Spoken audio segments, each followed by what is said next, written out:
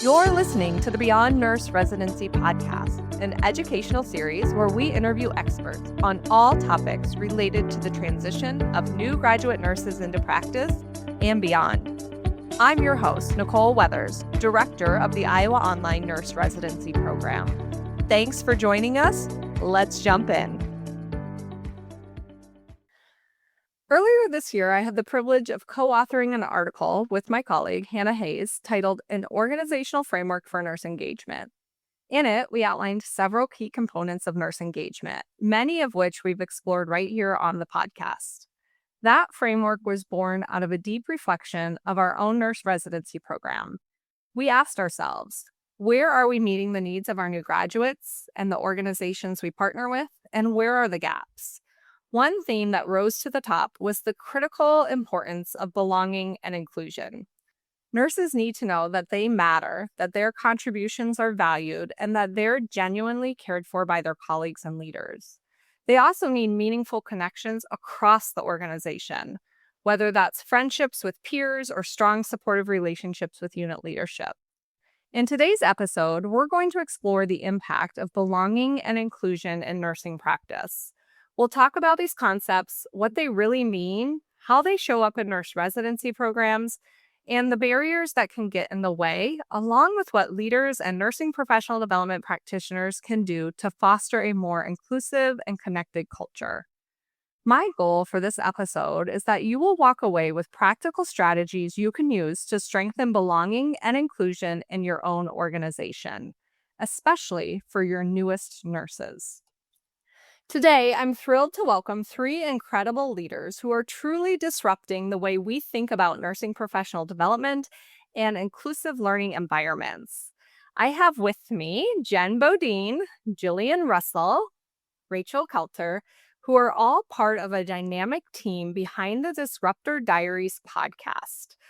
You may have caught an episode of me as one of their guests earlier this year, but this is really an inspiring series that explores many different things when it comes to healthcare education. Through this work, they challenge the status quo and bring a fresh and actionable ideas to the forefront of nursing practice. Why don't we start off by having each of you introduce yourself and tell us a little bit more about this team that you have together. I am Jenn Bodine. I've been a nurse for 19 years, and I've been in professional development for 13 of those. I'm currently a director of learning and development, an APPD, and an editor of the preceptorship column for JNPD. But more importantly, I think what aligns with this topic is that I'm a military spouse who has had to move probably about 16 times in the last 27 years. Which means I've had to start over within organizations over and over and over and over again. So it resonates with me, this sense of belonging that organizations help to establish for their new hires and their seasoned nurses who are within the organization. And that is one of the big things that I always notice when I am brand new to somewhere is the things that they do to make me feel included. So thanks for inviting me on to speak about this. I have a lot of opinions. I'll go next. My name's Jillian Russell, and I have been a nurse for 16 years, and 13 of which have been rooted in nursing professional development. I am so passionate about this particular topic for a variety of reasons. Some of them relate to what Jenn had shared, but I'll kind of take it from the angle of diversity and practice setting in nursing professional development and having the opportunity to contribute to association level professional development initiatives, to local community hospital settings, to large academic medical systems, where I function as an accredited provider program director currently for both a large academic medical center in that crosses state lines essentially, and then serving as an accredited provider program director for a nursing association currently. And it's fascinating to see how the sense of belonging and inclusion intertwines with organizational values, strategic vision, and how that aligns with me as a professional nurse within our code of ethics, and how that continues to translate to anyone that supports the nursing care team. Hi, it's Rachel Kelter, and thanks for having us. We're so excited to be here. So a little bit about me. I have been a registered nurse for 14 years, and 12 of those actually have been in nursing professional development. So I've spent most of my career in the education space, but I'm very passionate about that. And I serve in a few different roles. I serve as a senior education project manager for a jointly accredited provider unit at a large healthcare organization. I'm a certified professional coach. I'm an evidence-based practice mentor. I wear lots of hats, as we all do, for sure. I am very passionate about these topics as a lot of my work through various leadership roles throughout my career in NPD, and even now as I mentor and coach several people, is really just focusing on those human skills or interpersonal skills. But we know belonging and inclusivity are two of those human skills. And hopefully we'll get to talk more about this a little bit later. But we focus so much in healthcare and nursing specifically on those technical skills and clinical skills, which are very important. But what I think we fail to realize still is, maybe we realize this, but we don't implement it yet, is prioritizing those human skills. And what's great about belonging and inclusivity and beyond that and the other human skills is that these are teachable and we can learn them.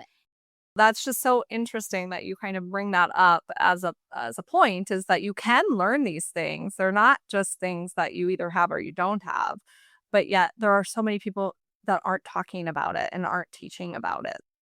To kick things off, I think it would be important that we all make sure that we're on the same page. So when we talk about belonging, when we talk about inclusion, what do you really mean by that? How do you personally kind of define some of these concepts? I can start us off. I can't really talk about belonging and what it is without talking about what it's not. And what it's not is it's not fitting in, or it's the opposite of that. I'm a huge Brene Brown fan, and with her research and her team's research, even back when they were doing one of her books, The Gifts of Imperfection, they were looking at where belonging and fitting in, where we tend to use those terms interchangeably, and thinking with them as well, thinking, oh, these are the same thing. And they're actually not. And in fact, fitting in becomes a barrier to belonging. So when we think about fitting in is really, we are coming into a situation, assessing it, and we're changing ourselves to fit in. Who's all a chameleon out there? Raise your hands. I continue to have to practice this, especially if you can read a room, I feel like, pretty well. And it's easy to fit the mold, but even that phrase is fitting in. But belonging doesn't require us to change who we are, but it requires us to be who we are. And I think that's where really authenticity can come into play. So I'm just going to read Brene Brown's definition because it's so great. So she says, belonging is the innate human desire to be part of something larger than us. True belonging only happens when we present our authentic, imperfect selves to the world. So that's what I want to add. I think it's so important to talk about both of those, because we like to try to fit in quite a bit. And I think that's goes beyond just within our healthcare, but if we're a parent, or teaching our kids, or our spouses or our friends, any of that, all of those challenging situations can come into play on where we want to try to fit in versus actually belonging. I don't know how we're supposed to follow up with Brene Brown's definition. Or someday we'll be quoting our definition. It'll be fine. Right, I know. And Jillian Russell's definition of belonging is. Exactly. Good grief. No, the piece that really resonates for me is being your authentic self. And another caveat to that is I would define belonging as an emotional experience of feeling accepted in being my authentic, true self, and not feeling like I need to be someone I'm not. Which is exhausting in itself. I just, this last weekend, my nursing school friends and we've done a reunion every single year. We go somewhere to meet up.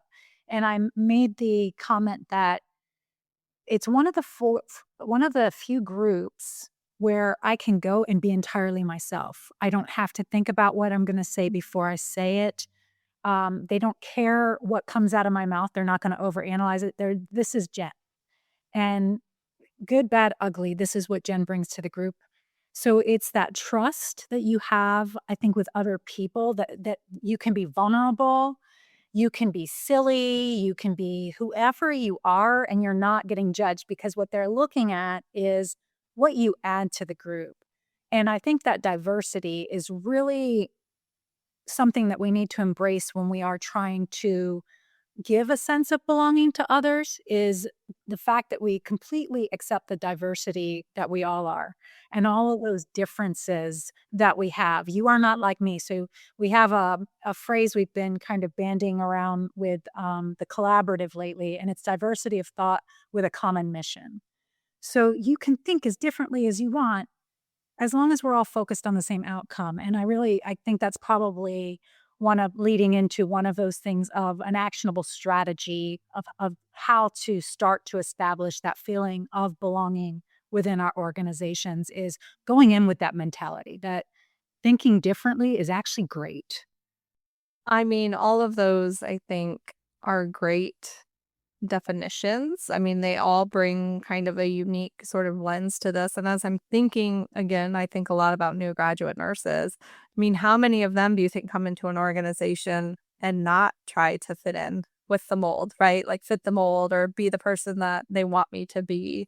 And so what a unique sort of way to think about that transition to practice experience with this lens of belonging and what that really means. Well, and with new nurses, I think we have a habit too of, and Rachel, I know I read a LinkedIn post you recently did on calling them baby nurses. Oh, yes, I would How love to talk completely about disrespectful, that. right? That does not Yes, induce a yes. feeling of belonging. What we need to be doing is, well, first off, we have 50-year-olds who are coming in as these baby nurses. So why would you even say that? They've got all these lived experiences, but so do 21-year-olds. So it's connecting and allowing them to share with you what those lived experiences are, to find those commonalities, and to help to instill that sense of belonging and giving them a voice in the beginning, right? It's not, well, figure out how you can fit in here. It's, let's start having dialogue and conversations so that you start feeling like you belong here.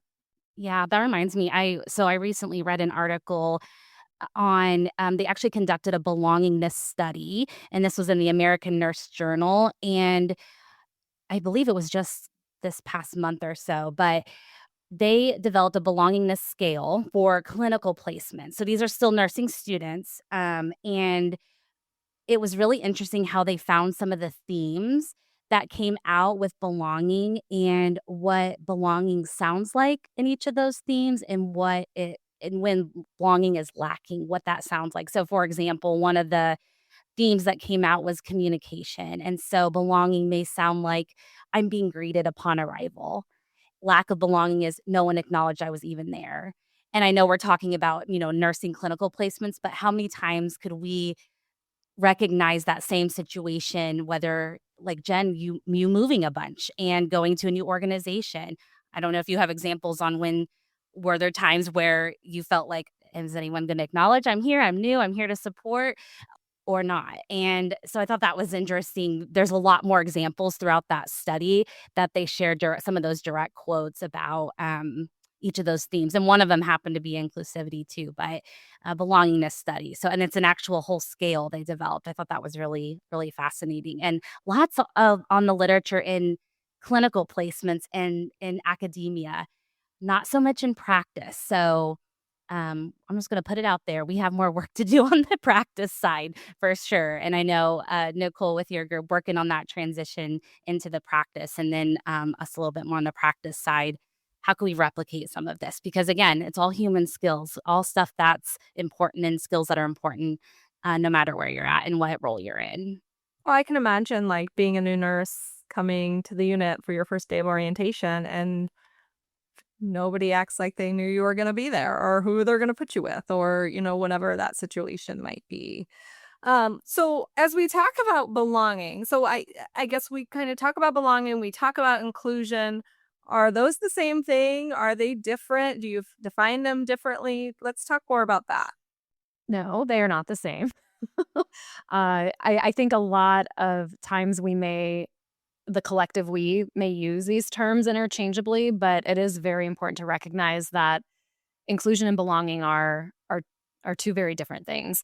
I earlier mentioned that my definition is more about the emotional experience of feeling accepted and being my authentic self.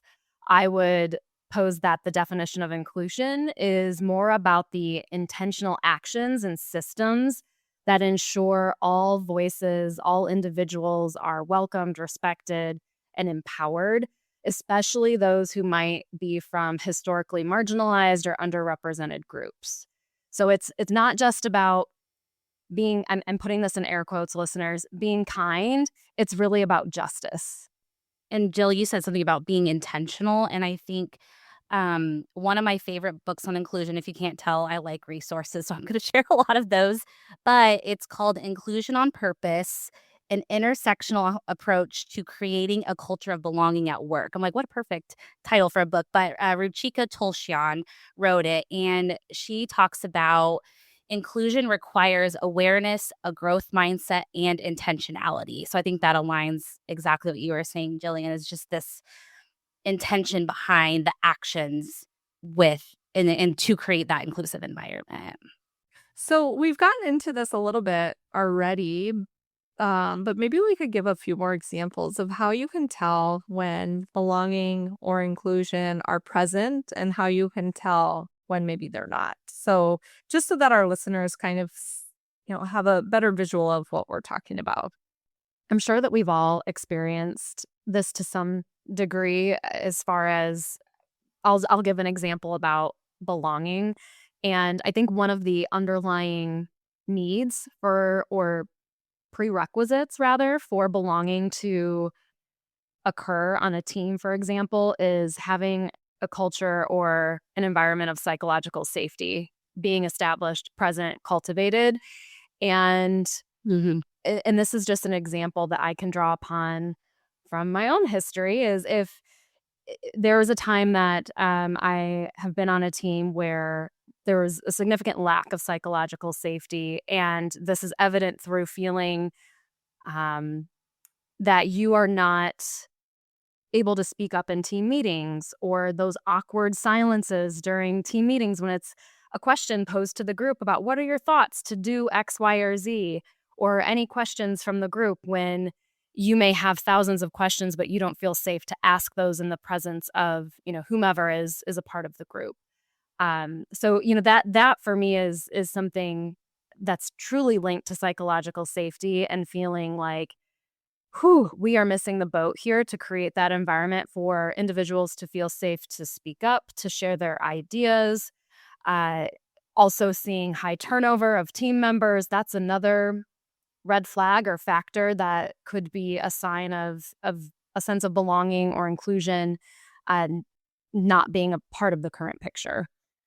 I think mine is way basic. I'm not even, it's like basic kindergarten stuff. And I know that everybody's experienced this to some degree. And I experience it over and over again because, like I said, I am constantly having to move.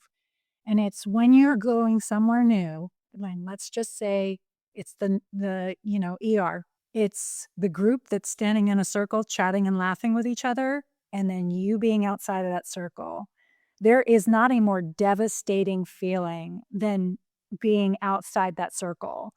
To the point where another actionable strategy I'll talk about is if you are in that circle, because you've got this established team, right? You know each other, you know your strengths, your weaknesses, you've gone through all these experiences together.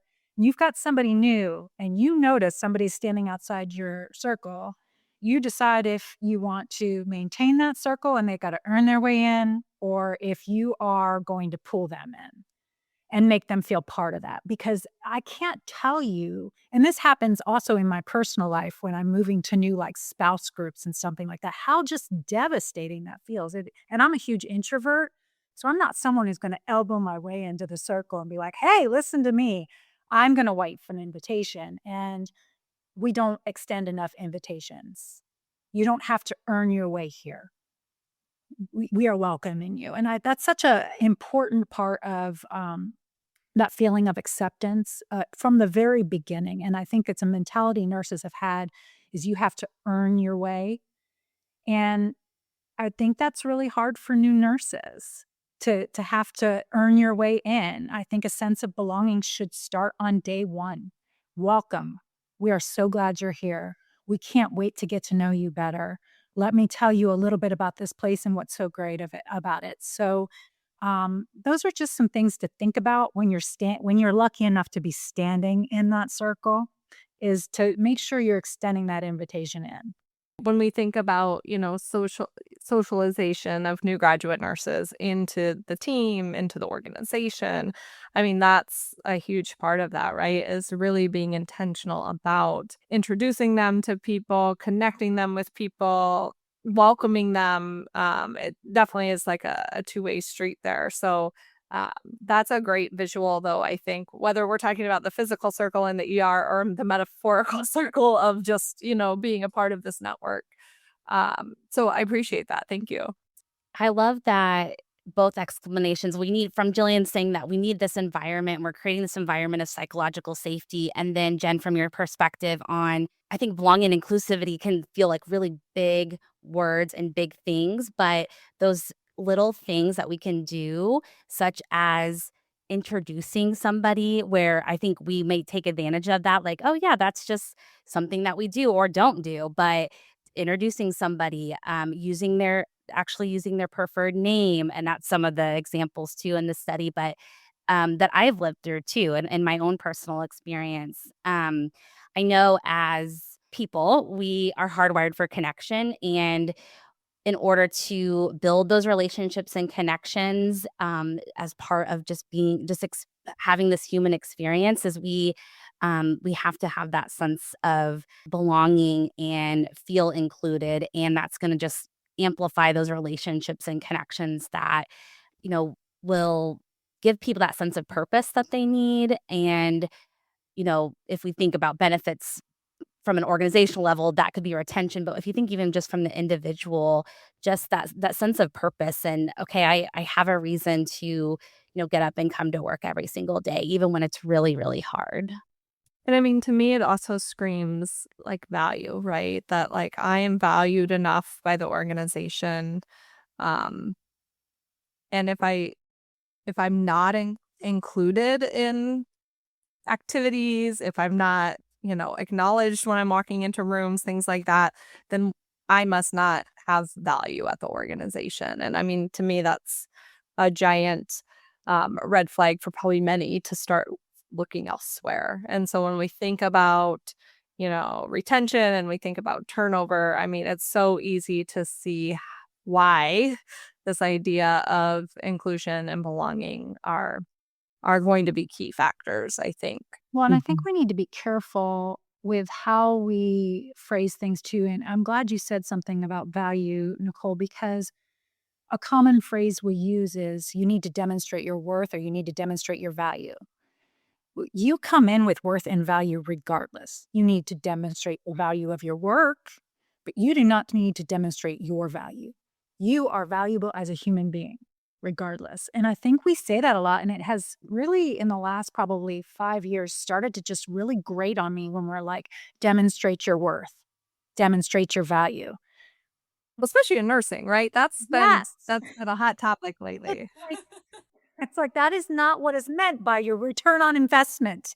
Okay, so words matter, and we're not careful enough with our words. And you can't take words back; they linger. I can state verbatim things that have been said to me that have just rubbed me the wrong from day one, 19 years ago till now, because they live in you.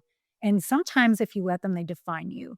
So I would say another actionable strategy is to remember that if you are one of the more seasoned, experienced nurses who are welcoming in new nurses, is be judicious and careful with your words, because that is the start of someone's career. And you don't want them thinking about you 20 years from in a bad way of how you've set the tone for that. So, again, a lot of people will justify it by, this is just the way I am, take me as I am or leave it. And it's like, no, because you impact other people. So you don't have to say everything that's going on in your head. And there's a nice way to say whatever is going on in your head.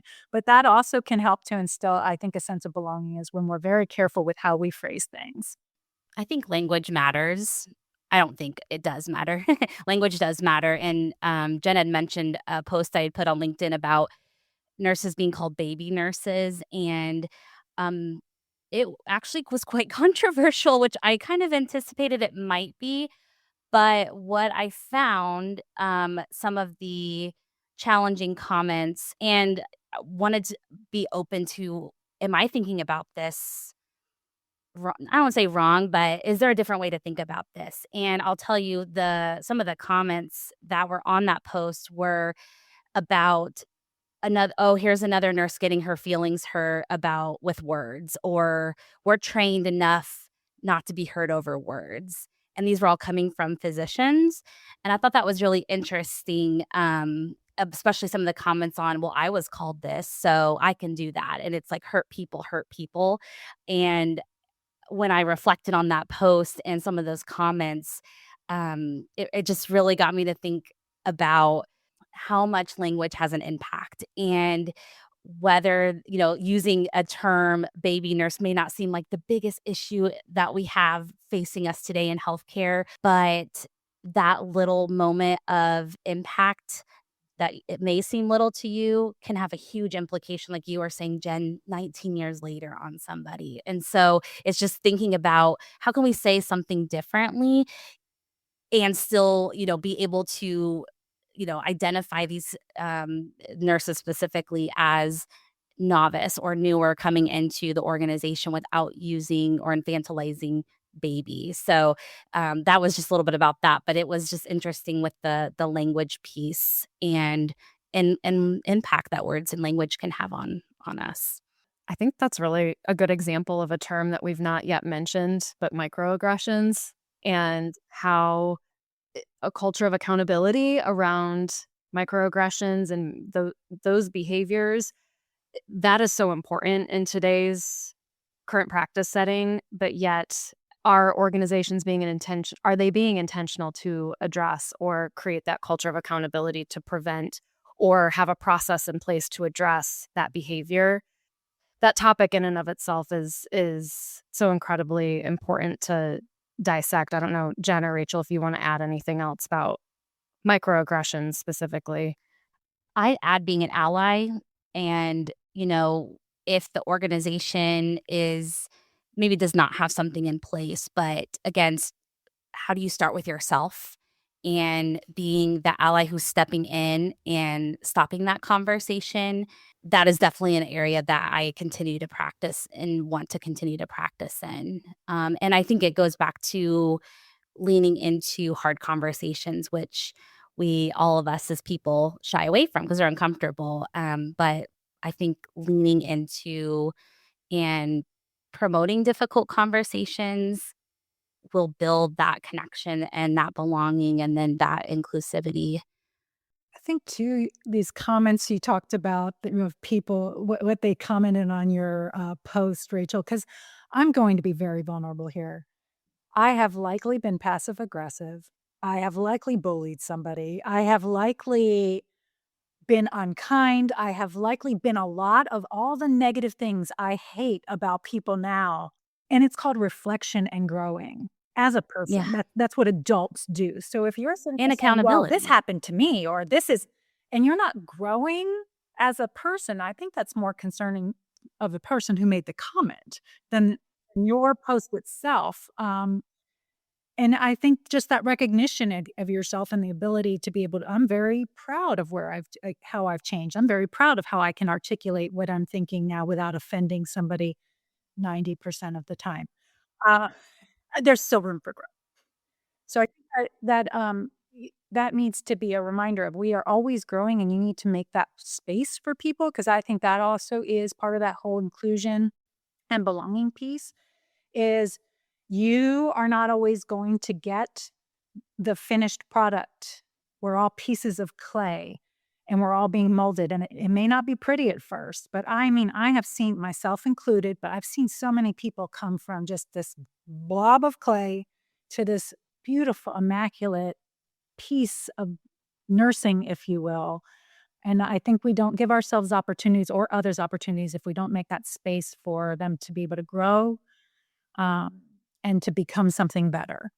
Definitely not perfect, always a work in progress. But like you said, it's that idea of be awareness around it and knowing that I'm not going to get it right 100% of the time, but I can definitely continue to work towards that for sure. So we hit a little bit already around impact. The impact when belonging and inclusion maybe are absent, but what's some of the broader impact on, the nurse, the team, the organization when we bring and kind of cultivate an environment where belonging and inclusion are present? I think you can tell right away a culture, and by the well-being within that culture of the team dynamics within that culture, you can sense that cohesiveness, and that all comes, I think, as part of that belonging. And you can tell when there's not a culture of that. You have nurses standing in corners, bad mouthing other nurses, bad mouthing the administration, instead of productive conversations, because our organizations aren't perfect. But instead of those productive conversations of, maybe if we tried this, this would do this. This isn't perfect, but we could, progress this way. And it's just always negative. But when you bring, I think, that sense of inclusion and belonging, I think you start to come up with solutions and you start working the problems versus just complaining about the problems. That's just been one of the things that I've noticed with different dynamics within organizations. I would add on the individual level, you sense that psychologically safe environment, which allows you as the individual to speak up. You are going to ask questions. You are going to admit your mistakes, and you will be more apt to advocate for your patients, which are all so important factors to promote that culture of safety and prevent harm and promote that high quality care. And I mean, truly, just by way of that description, you can see how that domino effect impacts the team environment as well. So it's those points of impact are so broad from the sense of it starts with the individual, it impacts the team, it impacts the entire organization, and you can see that cascade in so many different ways to impact, all of those groups. The other thing I would hope that you would see from a team and organizational level is decreased turnover. And, yes, that you can see and be a part of that team cohesiveness, but at the end of the day, what does that look like in terms of retention and turnover for that particular unit or organization? That is definitely something that within the literature you would see being impacted from a positive standpoint. If you have a culture of belonging and inclusion, you would expect to have lower turnover, increased retention rates. And better patient satisfaction rates. Yes. Well, and better patient outcomes, right? I mean, I think talk about research articles that need to be done is what's the impact of belonging and inclusion on patient outcomes? I mean, I think all of those things you described, from team communication to speaking up when we have questions to admitting when we've made mistakes. I mean, that all, screams patient safety, right? And patient outcomes. So I was thinking about from an individual benefit too is personal agency. And I came across this pyramid. It reminds me of like Maslow's hierarchy, which I feel like that's been a foundation for lots of models and frameworks to come out, especially since COVID. But one of the things on there, we talk a lot about empowerment. And then the top one is really this agenic mindset or this agency mindset, and having the skills and resources you need or you can find to feel motivated to apply those. And when we look at benefits and looking from kind of all of those levels from, micro to to meso, it's thinking about and macro, how do you think about what can I do today, right? And I know we talk a lot about actionable strategies and we love practicality, but even having that personal sense of agency, that is such a benefit because then you can continue forth. And with resilience, I think too, which I know can sometimes be a conflicting word within, especially within the nursing community, but it truly does bring that. And I like the word agency. That's just been a part of some of my recent just learnings and reflection on, what does agency mean to me? And how can I enact in some of those? And then bring forth, we talked a little bit earlier about like allyship and how do you step in and speak up. And I think that brings that ripple effect that we'll see that will have those bigger impacts from the team environment into the organizational environment, into the, hopefully global environment. And I think in that article that I wrote, we talk about belonging, inclusion, accepted, being recognized for the value that we do bring as an inherent human.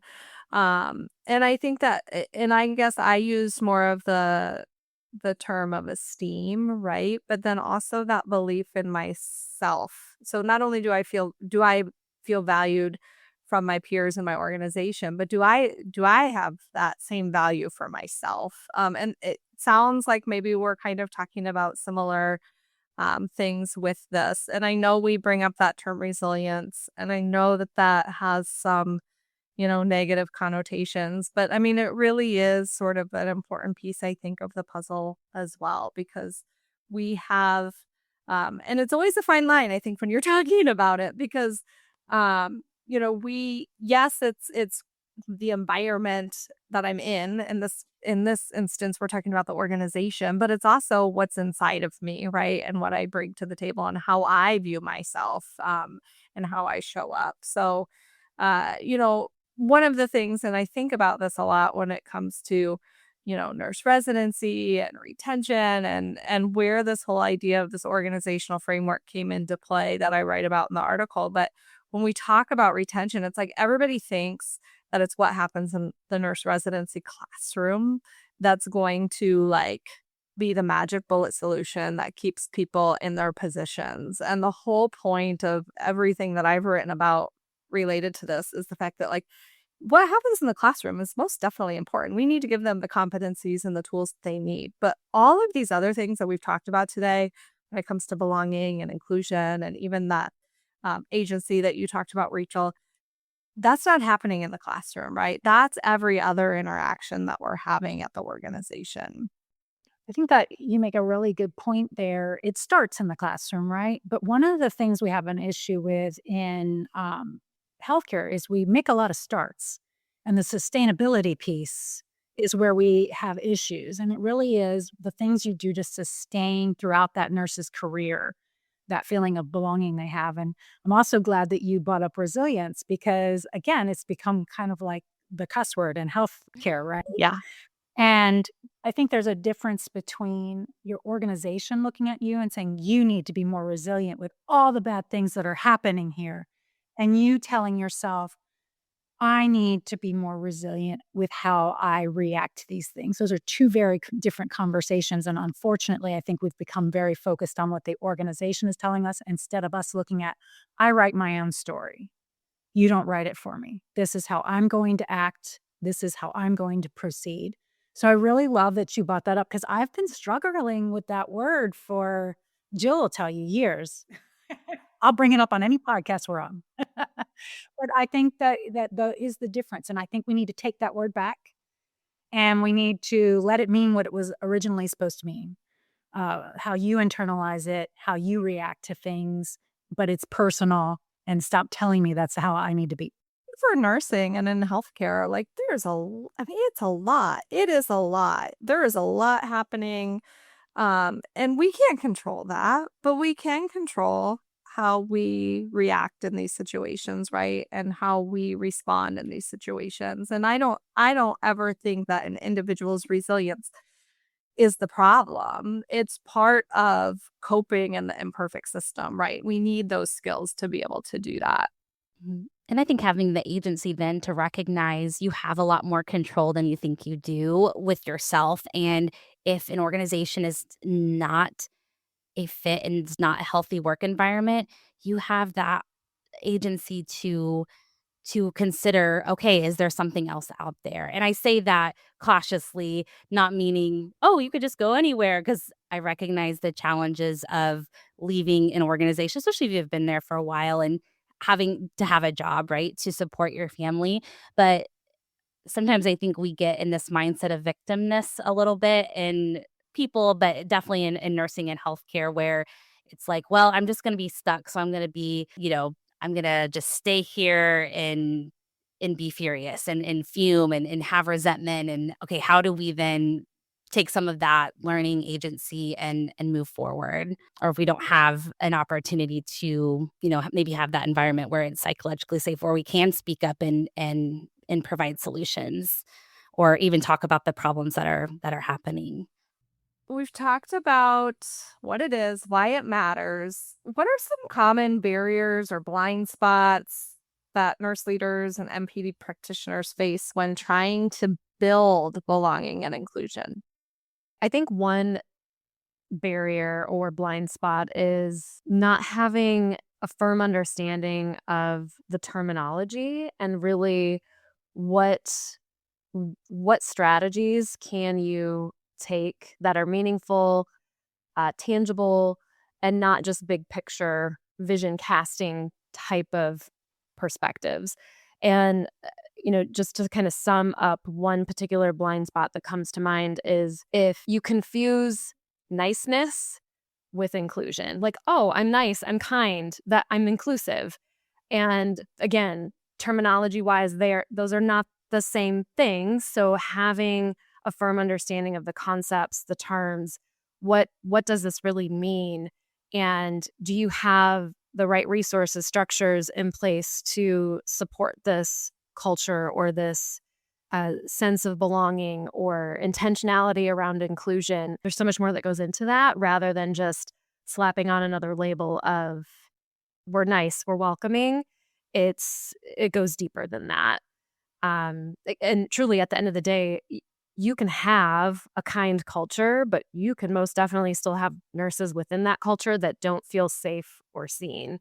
So how can you mitigate that? And I'll also offer one other barrier or assumption in terms of my practice and nursing professional development is I never want to assume that a one-size-fits-all education method or approach is going to work for everyone. And this is really where a lot of my own individual practice and commitment to inclusive learning has taken shape over the last couple of years, is having intentionality around the design for equity and access to ensure that these learners have an optimal learning experience.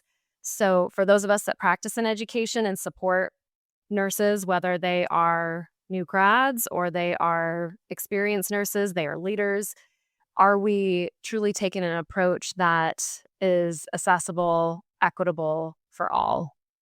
And I'll tag on to Jill. I think one of the barriers is we think of belonging, inclusion, and whatnot as something that kind of goes on in the background, and it really needs to be a strategic priority. It needs to be part of your strategic plan and your operational plan, because once you get those feelings, everything else that you want to be able to achieve in that organization becomes a lot easier and achievable when you have your team cohesively working together and respecting and valuing each other. Everything else is just, the payoff. So it really needs to be part of your strategic framework and enculturated into your organization.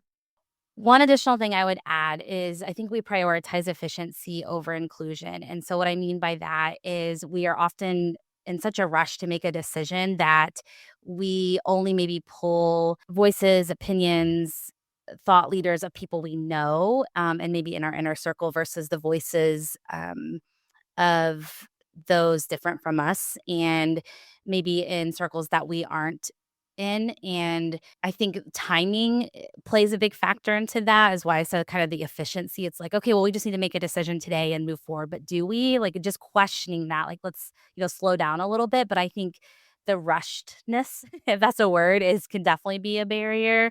And I don't think we always see that, like, speaking of blind spots, as, efficiency is a great thing, right? Maybe not, depending on, what's the decision we need to make and who is it impacting to. No, that's something I haven't really ever considered, a really great, I think, point. When you think about within the organization, certain projects on a larger scale, it is like proximity a lot of times, like who is closest to this, and that is who we're going to probably include in whatever it might be. So that's really great, I think, food for thought, especially as we think about some of our processes when it comes to onboarding and orientation and nurse residency for sure. Any specific behaviors or practices you see making a big difference? I think professional governance. I think letting those new nurses have a say from the very get-go, and getting them on those committees to have that voice. Again, they may not have been nursing for very long, but they do have lived experiences in which they can lend, some insight. I think mentorship is very big as far as allowing people to have a voice. Those are two things I can think of right off the top of my head. I don't know if I would label this as a behavior per se, but normalization of vulnerability and reflection is something that I'm a little speechless, because it's like, if only everyone could do that, how successful we could all be. And that just ties into that fundamental nature of human skills. And if they're missed, we're missing the boat to provide a really great platform to be successful. Well, that needs to be role model too, Jill, right? Like, we talk about vulnerability, but we want other people to be vulnerable. But you Yeah, also not me, you. demonstrate, I'm going to keep it all stuffed inside where it Yeah. belongs, but you feel free to cry. You need to be able to role model what that looks like, so that people do feel safe around you and they know that you're actually walking the walk, because it's one thing to say it and it's another thing to do it. So I think that's really important too. I would venture to guess that's a really hard thing for leaders to do. And I think that is something that, as a leader myself, I'm trying to be better at with my team when I'm talking about things like, well-being and work-life balance, and some of the things that can just sort of begin to like filter in and chip away at you. Talking about those things with your team gives them permission to also have some awareness around that, which I think can have a lot of impact. So that vulnerability piece, as hard as it is, especially for leaders and MPDs who are maybe listening to this, that can sometimes, I think, be such a game changer for the teams that you lead. And we know from the literature that vulnerability creates belonging and connection. And vulnerability does not mean transparent about everything. I'm just going to share my life story like that. That is not it. But being intentional about showing I think it's back to authenticity. We talked about the very beginning. It's kind of coming full circle, is being able to be who you are and recognizing, where you have strengths and where you fall short, and saying, hey, I messed up. And that builds trust too, right? Coming back and apologizing and that repair. I like to share that because sometimes I think we think, oh, I'm a leader. I just need to tell my team everything's horrible and we're going down with the ship and this is bad and this is bad. No, but it's not all that toxic positivity too, where, oh, everything's fine, no worries. But how do you find that kind of middle ground of, this is challenging, with recognizing that I'm feeling this way, and opening the conversation. How are you feeling? And let's talk about it. And we might not have a solution today, but it's opening up that conversation, that door to then lean into those harder conversations, which is what I was going to say is, I wouldn't say I've seen an organization getting this right yet. I think we're headed there and there's pockets. But when we can actually have teams, that's what I mean by pockets, when we can actually have those hard conversations And by that, I mean saying I messed up, recognizing that, or even sharing, hey, this had an impact. What you said had this impact on me. I know that probably wasn't your intention, but the impact was this is XYZ. This is what happened. So being able to have that, and we don't have those. We didn't learn what those skills. So we have to practice that, and it's just probably always going to be uncomfortable. Unless you really like to have conflict and hard conversations, it's probably going to become uncomfortable for most of us. But the more we practice, the more normal, quote unquote, it will be, like you were saying, Jillian. Could normalize that. Storytelling is a really big part of that too, Rachel. It's not just this is now where I'm admitting I just messed up. It's, hey, I've been where you are, and these are some of the things that I have. And I mentioned some of the things that I've done in the past earlier in the podcast, like being able to admit those things and saying, I've been where you are. This is how like Rachel said, this is how I felt about it. Tell me how you're feeling about it. But it lets them know, you weren't born the experienced nurse they see standing in front of them. You also had this legacy that you've left behind of, littered with the mistakes and, wins. But all of that is what makes you what you are today. So you just have to make that acceptable, and it makes you more relatable when you don't try to show yourself as being perfect. And I think that's one of the biggest mistakes leaders and NPD practitioners make is we think we have to be the ideal that they role model after, and that's just not the case. So looking ahead, any trends or challenges that you see emerging around this topic of belonging and inclusion? There's I so know. many. Where do we start? AI. It's like, That's where which I wanted one- to start. Which one do we talk about first? Yeah, like technology and AI is definitely one of those that come to mind, Rachel, for me too. Yeah, I think with AI, I don't even know the spin to take on it, but just I think where I would go with it right now, because it's so complex and it's changing every day, right? But it's that sense of community.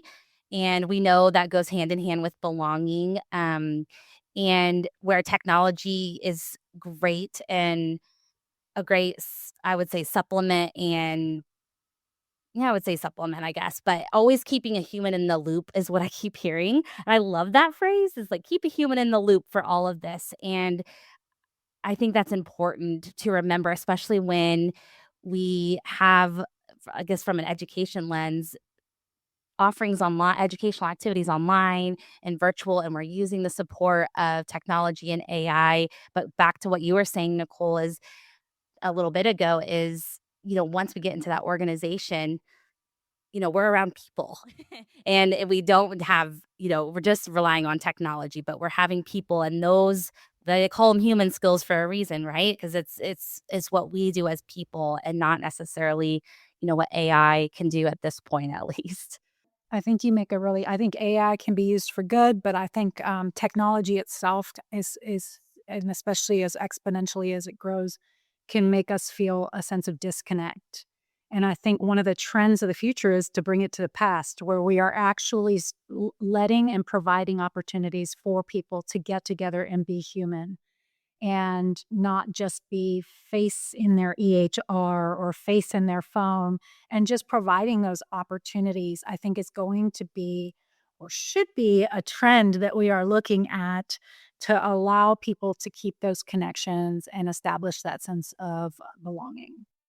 I think I just listened to something, read something that was like talking about technology and social media in particular, and how, it was meant to connect, to help with connection, right? But in all actuality, it's leaving people more disconnected than ever.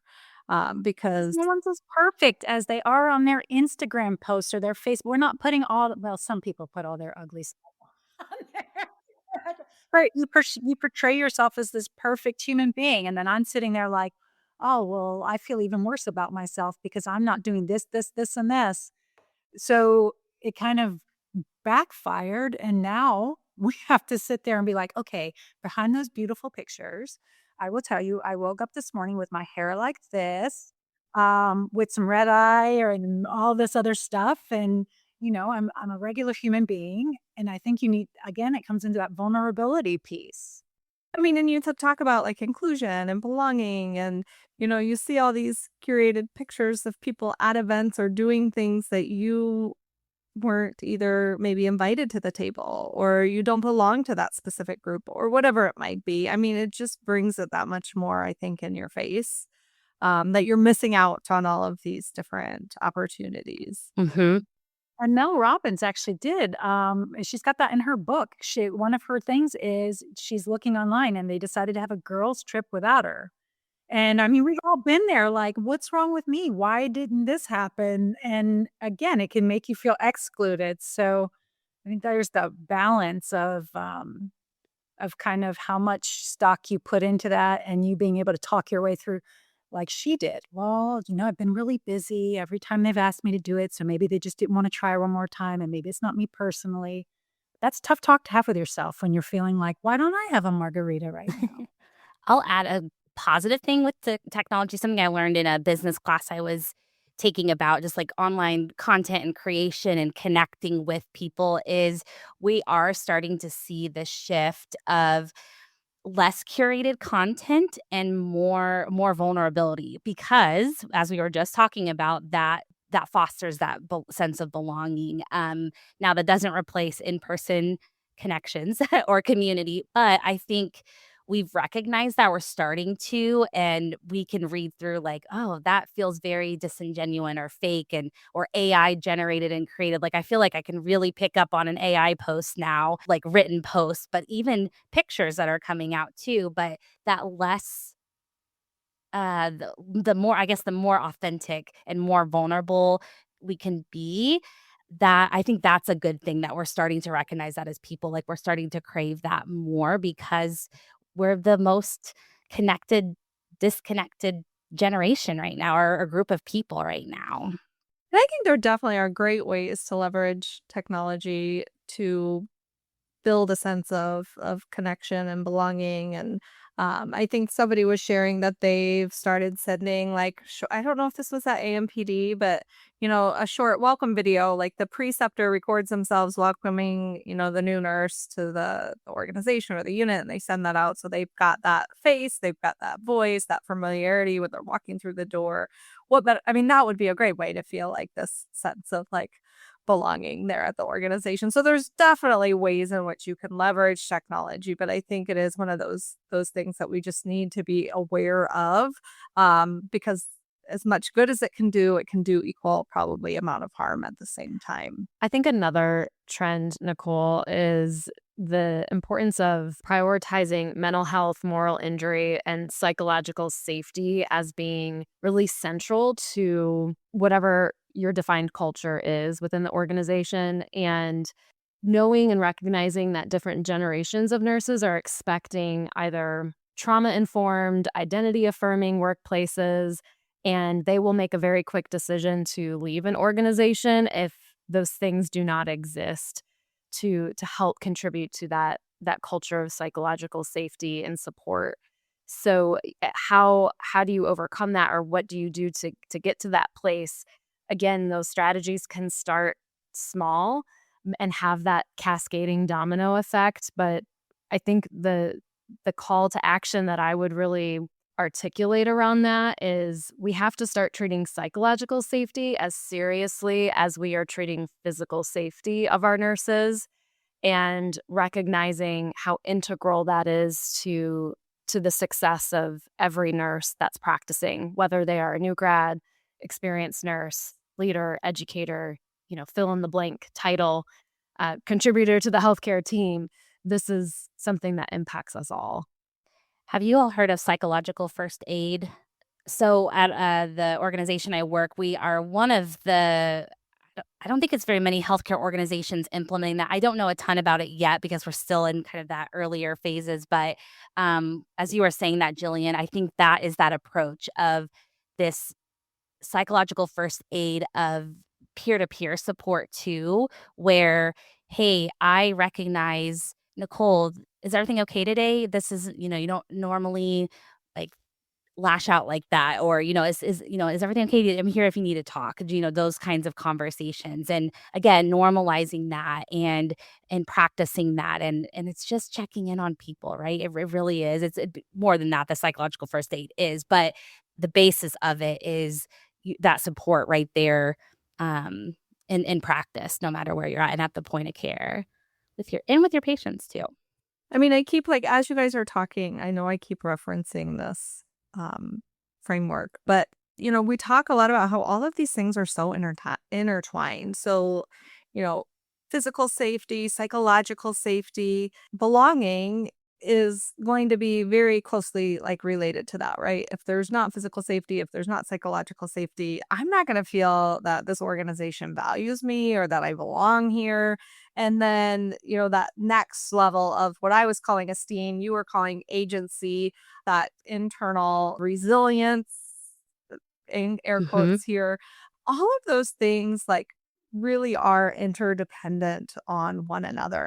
And you really do need all of these things, I think, being present in the workplace to really get that engaged and ultimately retained employee. And if any of those things I think are missing, that is where you're going to run into issues around all the issues that we face in healthcare right now, because I think so many times these are the things that are missing. I mean, that inclusivity is not there, belonging, and psychological safety. Anyway, that was just a reflective moment as we're talking about all of these things. They keep coming up and really, I think, playing on one another.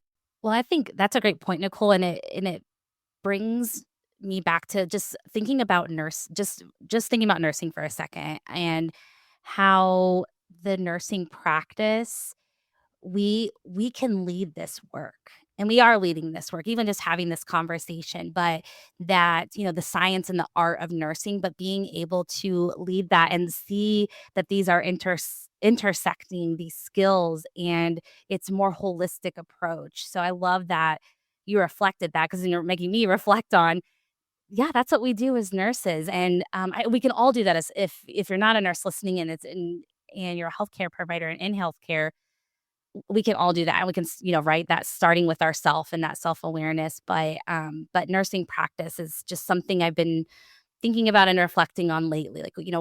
What is that? And for myself too. And where does that come into play with both the science and the art? I think we need to remember too, because I want to kind of wrap this back around to the collaborative that we have. Most of us are remote workers in the collaborative. And what we've been talking about today is at organizations like it's a physical place. But I think we are getting more and more remote with the things that we're able to do. And that adds a different dynamic into and hardship into that sense of belonging.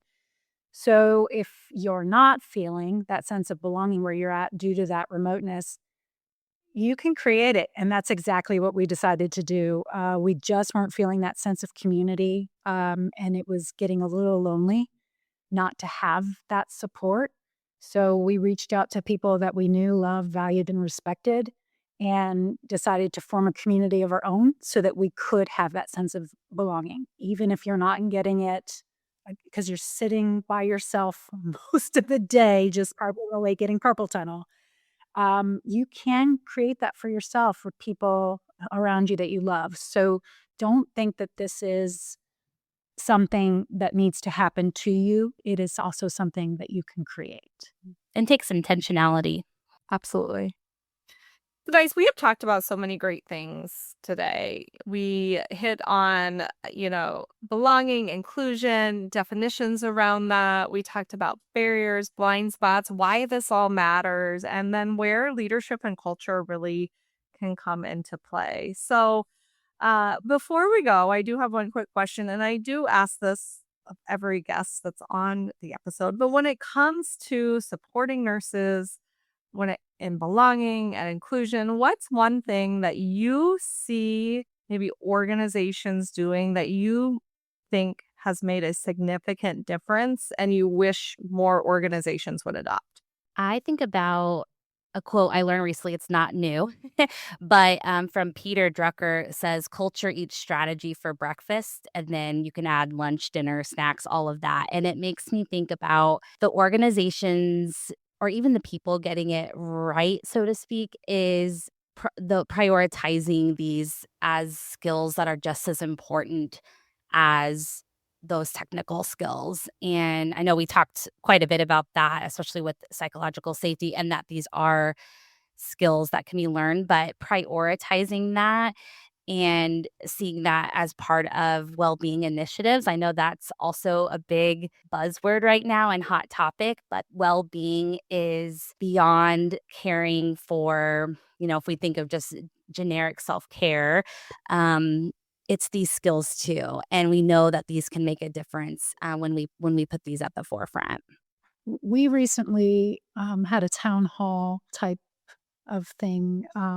And that kind of really resonated with me because it was leadership giving, sharing information and allowing that information to be questioned, which again gives people a voice and respecting that. And, leadership not being like, why are you asking that? That's not, it's like, oh, okay, I get your perspective. So I think that that's really important too. Again, giving people a forum to have that voice and to be able to ask questions. I think that's one thing that that has been well done. I'll kind of riff off of what Rachel shared in terms of having prioritization around human skills. And I've seen organizations be successful in prioritizing this for their new grads, but I would love to see that extend to all roles. So all preceptors, all leaders, all peers, interdisciplinary, having a movement to ensure that that is something that's integrated across disciplines could really transform the way that teams function and individuals define their sense of belonging and inclusion, and ultimately impact, all of those things that we discussed earlier: patient outcomes, patient satisfaction, turnover, retention. All of those things would then have an opportunity to be impacted positively as well. Jillian, you're giving me a reflection and aha moment here. These skills, sometimes I think they're called leadership skills too in organizations. I know in organizations I've worked, we see this a lot, and sometimes focused on leaders. Like, okay, well, and I love that it's recognized that leadership is a skill set to be learned, right? It's not just, oh, you were a great clinician, you're going to be a great leader, a great NPD. Like, there's skill sets to learn with that.